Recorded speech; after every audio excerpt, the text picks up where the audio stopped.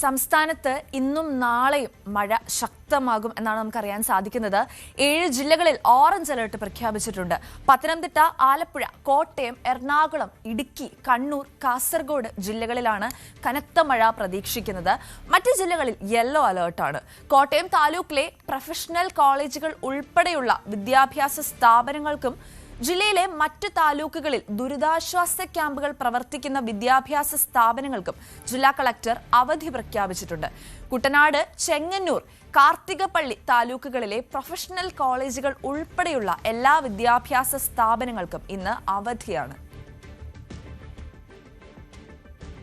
പത്തനംതിട്ട ആറന്മുള മേഖലയിൽ നിന്നൊക്കെ വെള്ളം ഇറങ്ങാൻ തുടങ്ങിയിട്ടുണ്ട്. എന്നാൽ തിരുവല്ല, അപ്പർ കുട്ടനാട് മേഖലകളിലെ പലയിടങ്ങളിലും വെള്ളക്കെട്ട് രൂക്ഷമാണ്. ക്യാമ്പുകളിൽ നിന്ന് നിരവധി പേർ വീടുകളിലേക്ക് മടങ്ങി. മറ്റന്നാൾ വരെ ജാഗ്രത നിലനിൽക്കുന്നതിനാൽ മറ്റുള്ളവർ ക്യാമ്പിൽ തന്നെ തുടരുകയാണ്. ശശിനാരായണനാണ് കോട്ടയം ജില്ലയിലെ വാർത്തകളുമായി നമ്മളോടൊപ്പം ചേരുന്നത്. ക്ഷമിക്കണം, നമുക്ക് ആദ്യം പത്തനംതിട്ട ജില്ലയിലേക്ക് ഒന്ന് പോകാം. പത്തനംതിട്ടയിൽ നിന്നും ശശിനാരായണനാണ് നമ്മളോടൊപ്പം ചേരുന്നത്. ശശി, പത്തനംതിട്ട ജില്ലയിൽ എന്തൊക്കെയാണ് സ്ഥിതിഗതികൾ? റാന്നി പ്രദേശങ്ങളിൽ നിന്നൊക്കെ വെള്ളം ഒഴിഞ്ഞോ? ജനങ്ങളുടെ ഭീതിയൊക്കെ ഒഴിയുന്ന ഒരു സാഹചര്യത്തിലോട്ട് എത്തിയിട്ടുണ്ടോ?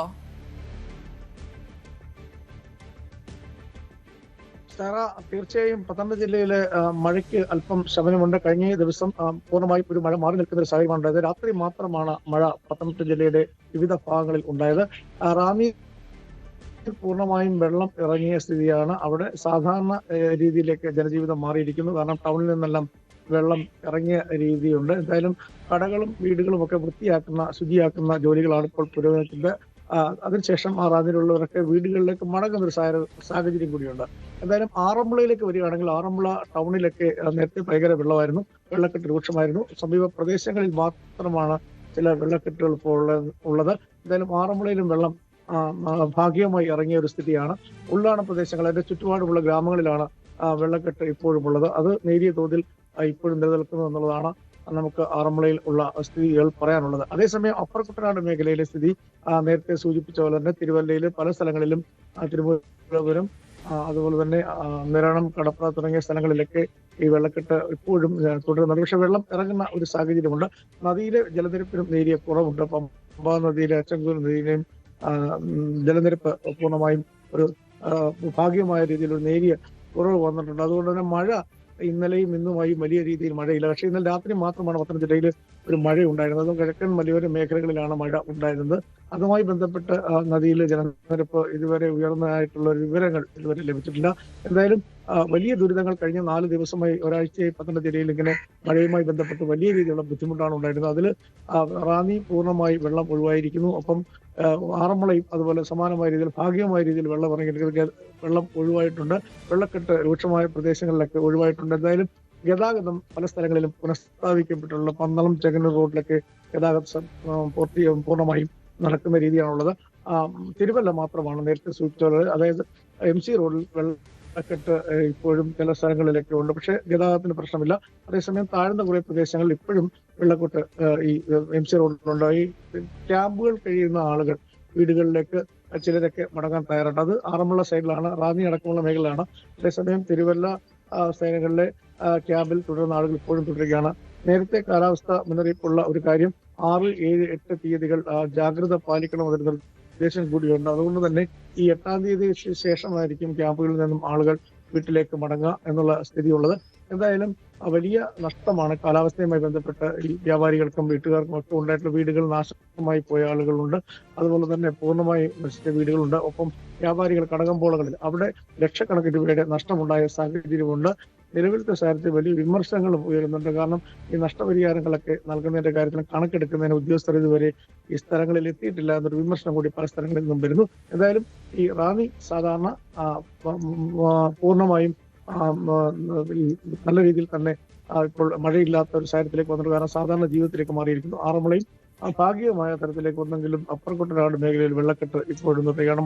ഇനിയും മഴ ഉണ്ടാകുകയാണെങ്കിലാണ് മറ്റു പ്രശ്നങ്ങൾ, നദിയിലെ വെള്ളം കൂടുകയാണെങ്കിൽ മാത്രമാണ് വെള്ളക്കെട്ടുമായി ബന്ധപ്പെട്ട് എന്തെങ്കിലും പ്രശ്നങ്ങളുണ്ടോ എന്നുള്ള കാര്യം അറിയാൻ കഴിയുള്ളൂ.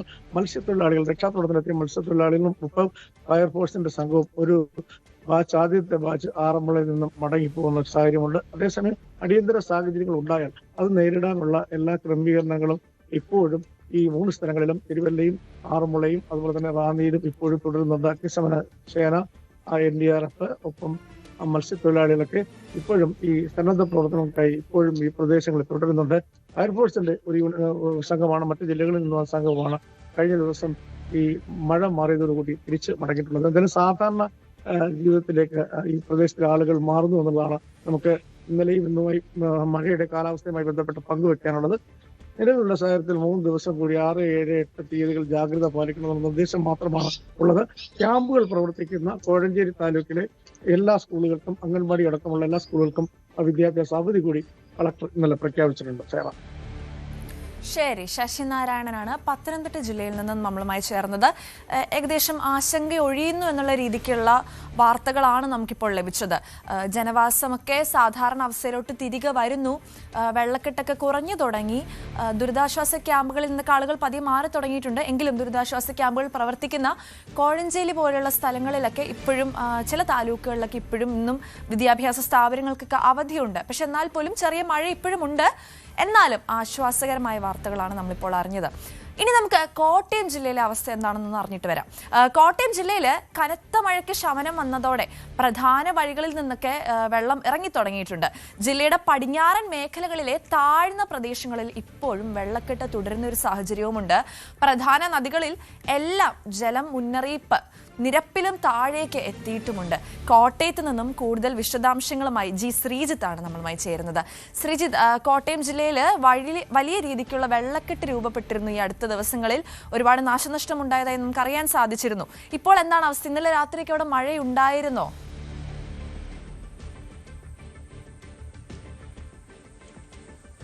സർ, അപൂർവം സ്ഥലങ്ങളിൽ മാത്രമാണ് മഴ ഉണ്ടായിരുന്നത്. അതല്ലാതെ കഴിഞ്ഞ ഏതാണ്ട് ഇന്നലെ അതൊരു രാവിലെ 11:30-ക്ക് ശേഷം കാര്യമായ മഴ എവിടെയും പെയ്തിട്ടില്ല. ഉച്ചയ്ക്ക് ശേഷം നല്ല വെയിലൊക്കെ രൂപപ്പെടുന്ന സാഹചര്യമാണ് ഉണ്ടായിരുന്നത്. എന്തായാലും അതിശക്തമായ ആ ഒരു മഴ വിട്ടുമാറിയിരിക്കുന്നു എന്നുള്ളത് തന്നെയാണ് വലിയ ആശ്വാസമായി മാറിയിരിക്കുന്നത്.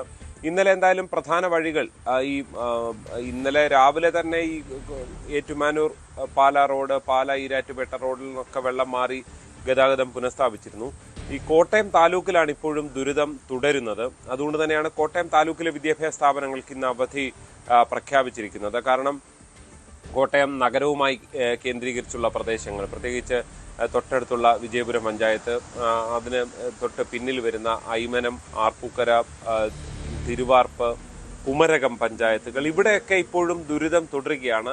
റോഡുകളിൽ നിന്നൊക്കെ വെള്ളം ഇറങ്ങിയെങ്കിലും പല വീടുകളിലും ഇപ്പോഴും വെള്ളക്കെട്ടിൽ തുടരുകയാണ്. നമുക്കറിയാം, പാടത്തോടൊക്കെ ചേർന്ന് നിൽക്കുന്ന പ്രദേശമാണ് ഇത്. അതുകൊണ്ട് തന്നെ അവിടെയൊക്കെ വളരെ പെട്ടെന്ന് വെള്ളം എത്തുന്ന സാഹചര്യവുമുണ്ട്. ഈ വെള്ളം എത്തുക എന്നുള്ളത് മാത്രമല്ല, ഇപ്പോൾ ഈ മീനച്ചിലാറ്റിൽ നിന്ന് നേരിട്ട് വെള്ളം കയറിയ സ്ഥലങ്ങളാണ് കഴിഞ്ഞ ദിവസങ്ങളിലൊക്കെ നമ്മൾ കണ്ട പേരൂരും അങ്ങനെയുള്ള സ്ഥലങ്ങൾ, ഇറഞ്ഞാലുമൊക്കെ. അവിടെ നിന്നൊക്കെ പെട്ടെന്ന് നദിയിലെ വെള്ളം താഴോട്ട് മാറുമ്പോൾ പെട്ടെന്ന് അവിടെ നിന്നൊക്കെ വെള്ളം ഇറങ്ങി തുടങ്ങും. പക്ഷേ ഈ പടിഞ്ഞാറൻ മേഖല, ഈ നേരത്തെ പറഞ്ഞ കുമരകത്തും ഐമനത്തും തിരുവാർപ്പിലും ഒക്കെ ഈ പാടങ്ങളിൽ നിന്ന് കായലിലേക്ക് വെള്ളം വലിയണം. അതിന് ഒരു സമയമെടുക്കും. അപ്പോൾ അത് അത്രയും താഴ്ന്ന പ്രദേശങ്ങളാണ്. അവിടങ്ങളിലൊക്കെയുള്ള ദുരിതം ഇപ്പോഴും തുടരുന്നു എന്നുള്ളതാണ് നമുക്ക് അറിയാൻ കഴിയുന്നത്. എന്തായാലും ഇന്നലെ ഏതാണ്ട് 9,000-ഓളം പേരാണ് ദുരിതാശ്വാസ ക്യാമ്പുകളിലുള്ളത്. ഈ കോട്ടയം താലൂക്കിലാണ് ഏറ്റവും കൂടുതൽ ക്യാമ്പുകൾ പ്രവർത്തിക്കുന്നത്. പിന്നീട് ചങ്ങനാശ്ശേരി താലൂക്കിലുമുണ്ട്. ഇവിടങ്ങളിൽ നിന്നൊക്കെ ഇതിൻ്റെയൊക്കെ കിഴക്കൻ മേഖല, ഈ താലൂക്കുകളിൽ തന്നെ കിഴക്കൻ മേഖലകളിലുള്ള ക്യാമ്പുകളിൽ നിന്ന് പലരും വീടുകളിലേക്കൊക്കെ മടങ്ങാൻ തുടങ്ങിയിട്ടുണ്ട്.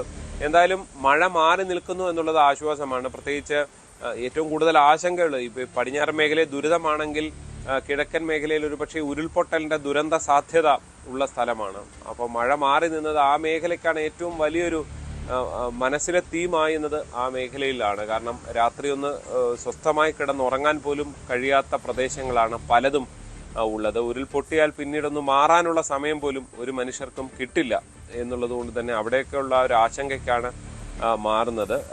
ഈ പടിഞ്ഞാറൻ മേഖലയിൽ ദുരിതം അതിനിയും തുടരും, ദിവസങ്ങൾ തുടരാൻ തന്നെയാണ് സാധ്യത. സറ. അതെ, ജി ശ്രീജിത്താണ് നമ്മളുമായി കോട്ടയം ജില്ലയിലെ വാർത്തകൾ പങ്കുവച്ചത്. ഈ പറഞ്ഞതുപോലെ കോട്ടയം ജില്ലയിൽ ഇന്നലെ ഉച്ചയ്ക്ക് ശേഷം വലിയ മഴ പെയ്തിട്ടില്ല. പക്ഷെ എങ്കിൽ പോലും ചില താലൂക്കുകളിൽ ഉള്ള ചില പ്രദേശങ്ങൾ, അതായത് അയ്മനം, തിരുവാർപ്പ് പോലെയുള്ള പ്രദേശങ്ങളിൽ ഇപ്പോഴും മഴക്കെടുതി തുടരുന്നു എന്നാണ് നമുക്കറിയാൻ സാധിക്കുന്നത്. കാരണം ഈ പറഞ്ഞതുപോലെ മീനച്ചിലാറുമായി ബന്ധപ്പെട്ട് വെള്ളം കയറിയിട്ടുള്ള പ്രദേശങ്ങളിൽ മീനച്ചിലാറ്റിൽ വെള്ളം ഇറങ്ങുന്നതിനോടൊപ്പം തന്നെ ഈ മഴക്കെടുതിക്കൊക്കെ അല്ലെങ്കിൽ വെള്ളക്കെട്ടിനൊക്കെ ഒരു ശമനം ഉണ്ടാകും. പക്ഷെ എങ്കിൽ പോലും ഈ കായലിൽ നിന്ന് വെള്ളം കയറിയിട്ടുള്ള പ്രദേശങ്ങളിലൊക്കെ വെള്ളം ഇറങ്ങാൻ സമയമെടുക്കുമെന്നാണ് നമുക്കറിയാൻ സാധിക്കുന്നത്. എന്തായാലും ഒരുപാട് താലൂക്കുകളിൽ ഇന്നും കോട്ടയത്ത് അവധിയാണെന്ന് നമുക്കറിയാൻ സാധിക്കുന്നു. ഇനി അടുത്തത് നമുക്ക് കോഴിക്കോട് ജില്ലയിലേക്കൊന്ന് പോവാം. കോഴിക്കോട് മഴയ്ക്ക് കുറവ് വന്നെങ്കിലും മഴക്കെടുതി ഇപ്പോഴും തുടരുകയാണ്.